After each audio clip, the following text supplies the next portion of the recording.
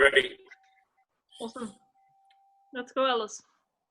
Cool. So Sarah's put some footage together, and this is our serve reception and passing webinar. So this is cool. Welcome.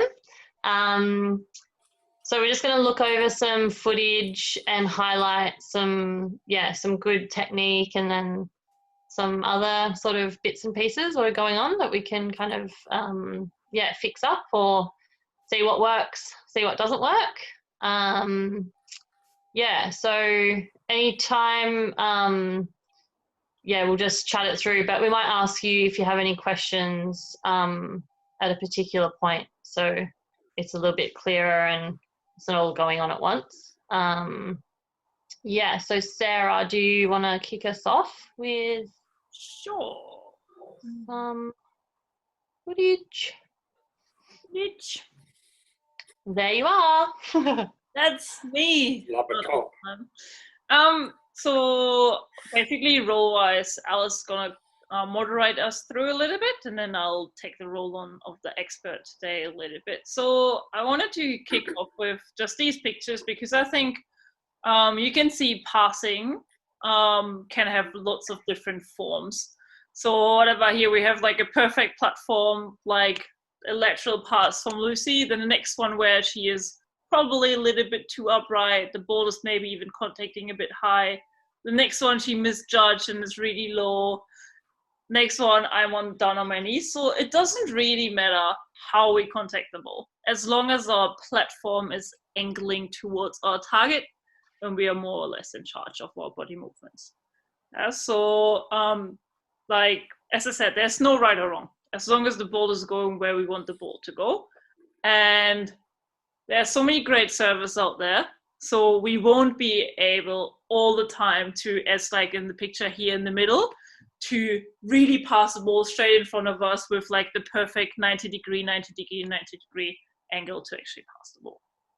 That's how I'm going to kick it off, if that makes sense. Yeah, I agree. Like, it's pretty rare to be like kind of midlining it, because servers, their intention is to move everyone around and side to side and forward and backwards. So you'll end up in all sorts of positions there. So it's just very important that we're aware of that, and we use our twist or like a rotation in our upper body to actually make sure our platform is somehow behind the ball, even though our body did not make it there, because it's 64 square meters and we have to pass it with 2 players. All right, so let's move to the next stuff.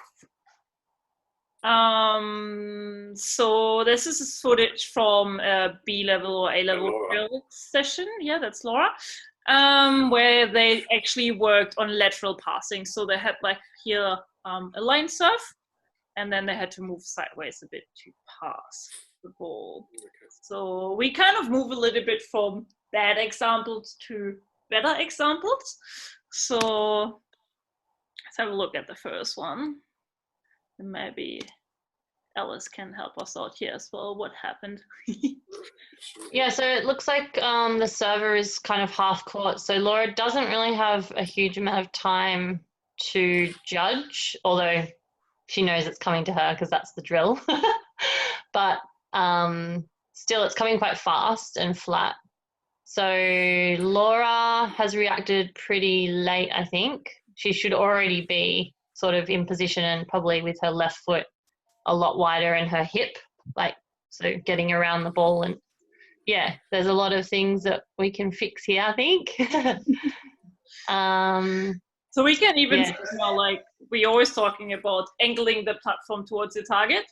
Like even before she touched the ball, I'm pretty certain the ball is going somewhere out of the court. If there's no magic happening here, then the ball is going to land somewhere here on the left side, because her hips, her shoulders, her chest, her arms, everything is kind of facing towards the pole. And Alice said, like really well pointed out, it's because she's moving too late. So everything going that way. She's even jumping a little bit, so getting a bit hectic because she probably feels that she's a bit too close to the ball, like doesn't really have much space between her arms. and her upper body, and then shanking the ball. Still manageable, but not the most ideal one. Not, yeah. So yeah, on this passer, when I was looking at the footage before, she kind of like comes in with her hands first and then goes out. And I think a lot of players do this and they don't know they're doing it. And it's just sort of like a waste of a movement. So it'd be better if she just went directly out to that position with her arms out there first. But the platform looks really good, I think. I don't know. So like I like the hip shift, and that this time the left leg is actually like pointing outwards and going forward. Yeah. But as you said, she's using, we call that praying. So she's kind of starting with her arms open, then puts her hands in praise, and then from there is going into her platform. So there's this extra movement when the ball is going to be quicker, like a hard-driven serve or like a half-driven spike. She's not going to have enough time to actually do the whole movement. So she's going to end like this and then this, but she's not going to be able to push her shoulder forwards, and she's going to shank the ball backwards. So I think like footwork, hips on this example are really, really good, but the platform could be, we could just connect the arms. Earlier. Well,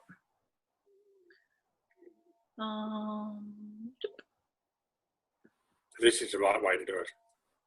Well, we'll see, won't we? Very similar example here. So arms come in pretty early. Like she's kind of not doing this, like really bringing the arms in praying, but it's still like hands coming. Then she's doing her last two steps, and then she's actually passing the ball. And I saw like, on this one, it's like, I mean, she's almost facing to the camera, and the camera is somewhere at the pole. Outside.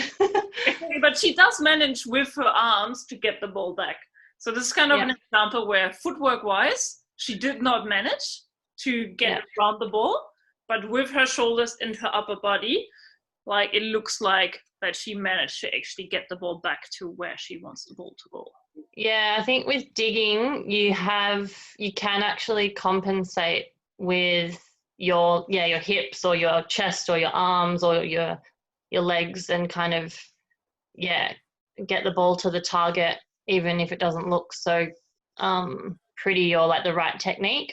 I guess like with hand setting as a contrast, hand setting you can't really get away with as much. But digging, you can kind of get the ball to the spot, but I guess we just want to have like that nice consistent stretch with our arms out wide and everything going there. So ideally hips, shoulders, chest should be facing towards our target. If we can't, so that's good or bad? It's not bad, but it could be better. So in this case, she could have presented her platform earlier. So we see again that she's kind of taking her arms from down here and then sideways, which always means they're a bit late. Instead of just, okay, I have my arms open and I connect. And then everything is already ready. Instead of, all right, I'm centralized, I'm like this, and then from there I'm swinging outwards. And then I have to put my arm up. So it's kind of, we just want to connect and have the high shoulder straight away, especially when we go into a natural pass like this. Yeah, you don't want to go from low to up too much, because if you go from low to up... Can you go back to where she started? Yeah. Just because of the risk. So her feet there. So I've noticed Lucy always points out you don't cross your legs. Try not to, because you might get tangled. Could you slide across? I watched you guys playing in the Australian Open, and you were sliding across rather than stumbling across. Is that something you try and work on?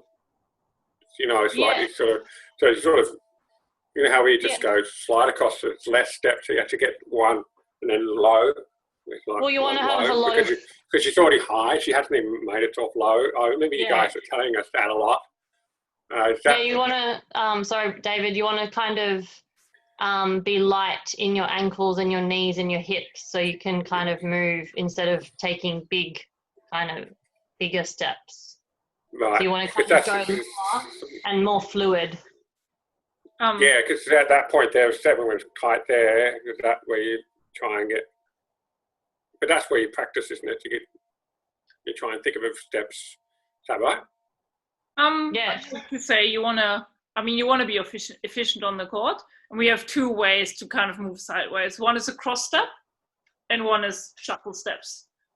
For little movements like here, pass. I mean, she's only covering a meter. She could probably do just shuffle steps to actually get right under the ball. Whereas if we want to cross more space or like cover more space, for example, you are defending in a high line shot. So you're standing in the cross court and you have to actually cover 4 meters, 5 meters, 6 meters to get to the high line. Then certainly if you use a cross step, you're going to be quicker. Yeah. Whereas here in a small movement like this, she probably could have just like used a shuffle step. But I mean, it's not a full cross step. It's something in between. So I would say work-wise, like in this one, she's doing a pretty good job. She could just have her hips here, actually coming around more, having more weight on her left leg. Right now, we can literally see her weight is on her right leg. But she wants to like actually really push her left leg in, angle her whole body back into the court, and then push from her left leg. But right now we can see her body weight right now is probably 50-50, whereas it should be 70-30. Yeah. Cool. Good question. Man, like at 7 p.m. Thursday night, challenging us. Yeah, she ends up, the end product I think is all right in the end, which is good. Yeah, I think so as well. It's just everything is like half a second late. Yeah, exactly. Yeah. Cool. Next one. Sure. Oh, this one was a bit late. Let's just skip this. There we go.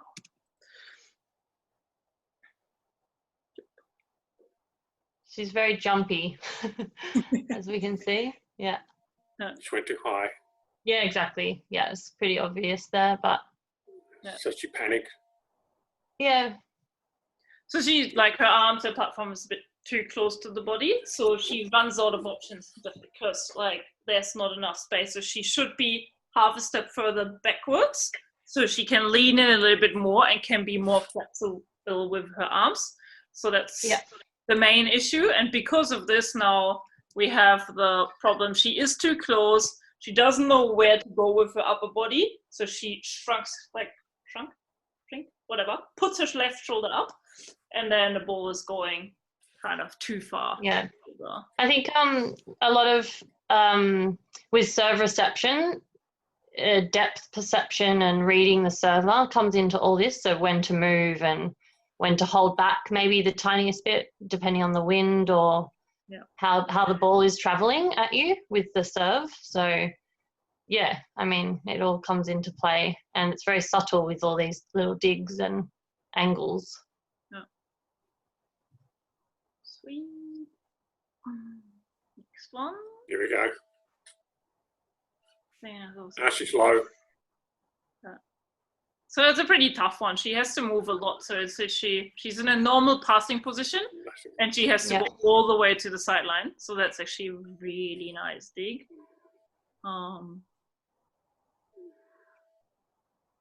Yeah, she has a good lean and kind of almost a hunch and trying to get the ball there. Yeah, I think the only thing I don't like is how she's getting her arms from like really low. Again, she's kind of having her arms almost like on knee level, and then from there, like she's bringing them up instead of just having your arms up here, out, kind of be ready to either go to the right or to the left. In this case, she's having her arms down here, and then it's again kind of like slowing down the movement a little bit.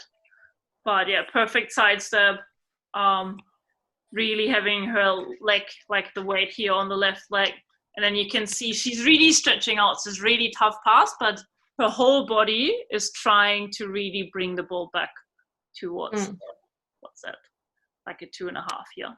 And if she's got like a really sort of big, wide, rushed step, Yep. to like gain composure before she spikes, she would have to probably give the dig a bit of height to compose herself or give her time to get balanced again. I don't know how high the pass goes, but because if you're a little bit off balance, then I don't know, maybe sometimes keeping it small and simple is good too.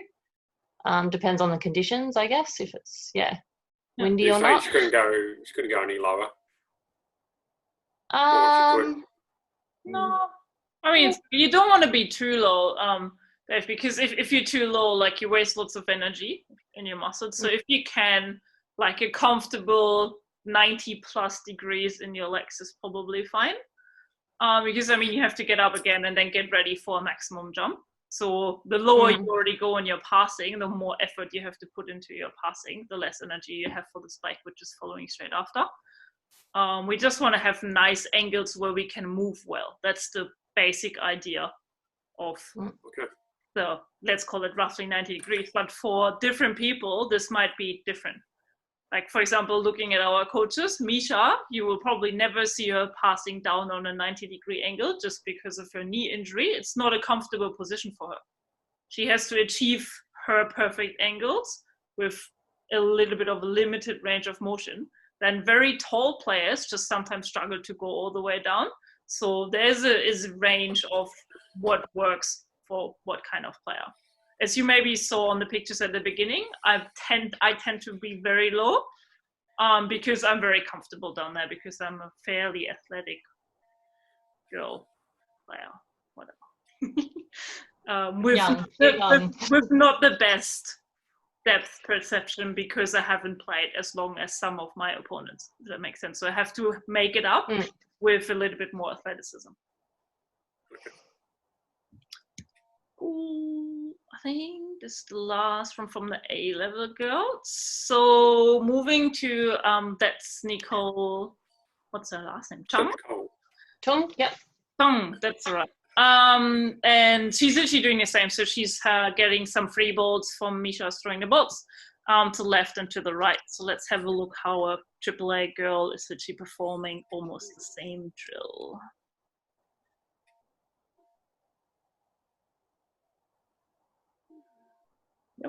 So on the left side. So again, Nicole is not doing a great job here with her arms. So she as well is like having her arms down, literally just hanging down and then going sideways. So she's definitely losing some time here. And she's very upright. It's probably because it's free bolts, very easy bolts.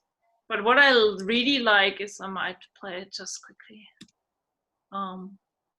It's more fluent. Like you can really see her whole body is stretching at the same time. There are no hectic jumps. It's all kind of one motion where she's then pushing the ball back to her target. Anything to add, Alex? I think the tempo on the pass, I think Maria Faye and Taliqua, they have a really nice tempo which becomes a lot easier to set. So then they can really attack. So and Nicole had a really nice follow through and kind of like hold on her pass, which is the same as Maria Faye and Taliqua. I think they've done a bit of work on really extending and exaggerating a long platform and an extra kind of beat. And I think it really makes a bit of a difference with how the tempo comes out and the smoothness. I've heard a lot of our coaches like never have your platform higher than your shoulders. But actually watching, especially on the female side on the world tour, they follow through so much. They ensure that they have the longest possible contact in bump setting and with those lateral passes here as well. So we can see now, like Nicole is like literally like contacting the ball above shoulder height almost. And then there's not much left you can do. If you have to reach that high, her legs are almost straight already. And then she's really using her arms to still like follow through to her target. So she's using every last bit of her body in a smooth movement to actually get the ball where she wanted to go. Kind of, which is similar to what Alice just described with Talekwa and Mfae, which are probably a little bit higher level-wise than Nicole. But no, good passing here. Have 2 more of those. Yeah, I think she breaks her arms a bit more on that one. Yeah, the last one. Better. The last 2, like the first one, I think is really good with her hold. The last 2, yeah, I think her elbows bend just a little bit too early. Bit casual. Yeah. Well, on a free ball, that's what happens. But I mean, they're still okay passes. But if we want to be a bit more disciplined, yeah, I think like we would hold that a bit stronger for a little bit longer. Okay. Sweet. All right, we move on to a bit of gameplay stuff. Most of the videos we have online, and the last webinar we did was literally just girls footage. So we thought we show you a little bit of stuff from that Sam Halley, that's Matt. So have a look at a few passes from those guys. So that was the bronze medal match of the National Tour event this year in January in Adelaide. So pretty high level. As we can see, just a little bit of context, there was heaps of wind coming from the screen on the from the right to the left side. So it was very windy. I played just before those guys, and was the wind really played a big role in the passing. Sweet. All right. So we have a top spin serve. So lots of power. Beautiful. So, do you know the history from Kappa, Alice? He played for the national team? Yeah. So he was in Adelaide the same time that I was. So he played beach volleyball. He grew up in Queensland. And did a bit of World Tour, and then kind of stopped playing for a little bit. So I think he's sort of getting back into it. Maybe just on and off still. So he's played at a pretty high level World Tour stuff. So when he's jump serving, that's a power serve. So, but he's very tall, he's very athletic, and with lots of experience. So, pretty good serve now, which it's going to Matt, which Matt has to receive. So ball is in the air, and we can see like Matt is ready with his arms. Yeah. And then it's just very simple. Like it's a power serve. Matt is standing in the wind, so it's the most difficult situation to pass from. And just I think, sorry, I'm just going to butt in here. Yeah. I think it comes down to a lot of strength and kind of fluidity and flexibility and balance, like his knees and his hips. And he's very strong. Yeah. So he's dealing with it really well. So we can see he's very low. Like look at this here from his leg, and he's like without any issues balancing his whole body weight. Literally now we probably have a 90-10 weight distribution here. So this he is just balancing, and this one is actually pushing and it's leaning towards the pass. And his platform, it's literally he's having his arms pretty low. But from there, he's just connecting them and having them straight. Like there's no extra movement. It's just putting the ball together. And just putting his hands together. You got the freebie. Yeah. Only the free version, so we have to cut this after a few minutes. Yeah. So very good pass. And then exceptional athleticism, how he's going out afterwards. Yeah. The weight, the leaning on the right leg and then pushing off the right leg to then get out wide. And then, It's like, woo, nice. Sweet. Let's have a look at the next one. So this time a jump serve again into the wind corner. As I said, the wind is literally coming straight from the ocean side, from the right side of the screen. So this time to Sammy. Very low. Which is probably because the wind is having a massive impact. So it's a float surf. It looks like a very slow float surf, so highly impacted by the wind. And Sam has to fight for this ball so that he's not getting aced by like going all the way down and getting this ball still not nice and high into his sweet spot. So Sam likes to play into the middle, and then from the middle, having the blocker, he's stuck in the middle. He likes to either shoot the ball to this antenna or to this antenna. So perfect pass from him, and then shooting the ball backwards. And so does this mean that when it's like a really windy weather, ideally you should receive the ball in a really low position? I never thought about that before. I would say, generally speaking, yes. In passing and in bump setting or generally hand setting, you have to work harder, because as in go lower, give yourself more time, because the wind is making it really unpredictable.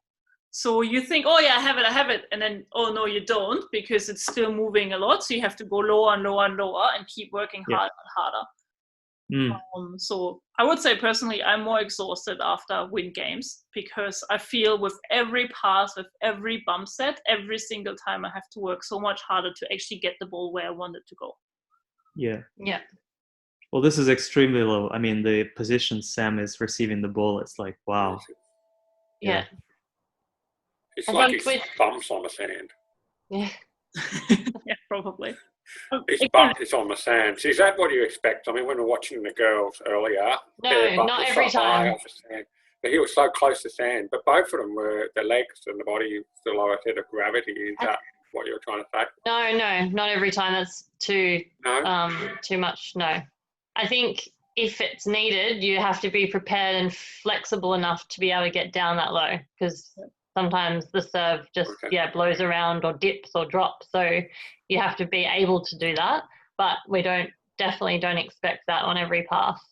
And you don't want it to. Like now he's in the sand, right? Like he's full on down. He's like far below the 90-degree squat position, and then he has to go from a deep squat, has to push his body weight up to then after get himself into his spiking position and then spike. So I mean, if your body like can handle that, go for it. But it's that's pretty low. It's not going to happen. And again, I would say it isn't the ideal pass. It's happening in this situation because the wind is blowing here from the right side to the left side. So Sammy was probably expecting the ball to be deeper, and then it just kept on dropping and dropping and dropping, and he had to like work hard to get there. But then Sammy is athletic enough to run all the way to the other side of the court and scoring. Just back to the windy question. Sometimes you might have to come upright if the wind is behind your back. You might actually have to end up, if it's really extreme wind and strong wind, you might have to end up standing up and going against good technique just because of the wind, and you want to bring it up and back. Otherwise, if you have the same form and hunch over it and push it forward in a wind that's behind you, then the ball is going to go too close to the net or over the net. So, Dimitri, your wind question before, sometimes you have to go a bit higher and sort of just do like whatever gets the ball in extreme wind. Yeah. Okay. So you want to push your hips forward to keep the ball on your side. Yeah. So just quickly, so if we're Manly playing and the wind's coming across from freshwater, basically behind our back, we stand up with the wind behind us, and if it's coming towards us, we go low. Yeah, definitely, and stay further back behind it and tilting forward a lot more if it's in your face. Yeah. Okay. Cool. So we have 4 more minutes. So let's go quick a little bit. So deep middle serve. So first of all, probably Sam and Matt were hesitating a little bit who's actually taking it. So I feel Sam is pretty late on this one. That's why he ends up like playing the ball almost like next to his body line or even like behind. But he still manages pretty well again to see that we have this side step here, we have the good weight distribution. And now from there, obviously he's kind of just aiming towards the middle. He would not aim like somewhere here on the left side. And then that's exactly what he's doing, probably even a little bit further behind. What's Matt doing? I think he thought Sam was running behind, maybe. Okay. That's what his body was doing, like from the pass. But then the wind is better for Sam on the other side. So a little bit of an emergency pass, I would say. But again, he just managed really well to have his whole body, or like not his whole body, but his platform behind the ball and to guide the ball wherever he wants the ball to go. Not an ideal pass. Matt looks actually pretty funny. Oh, another one here, float surf. So Beautiful. yeah, I chose this one, so it's just everything is perfect. He's right behind the ball, and then from there he's just guiding the ball wherever he wants the ball to go. So just like everything on this one is probably if everything goes well, this is what we want to do. But in this, that could be 1 out of 10. But like taking it was just a pretty weak serve from Kappa. Yeah, like it was pretty slow. It was like Sammy only had to move like half a meter, perfectly in the 6 meter zone where you normally position yourself in serve receive. So the only thing he had to do was stepping 1 meter to the side, nothing else. Yeah. All right.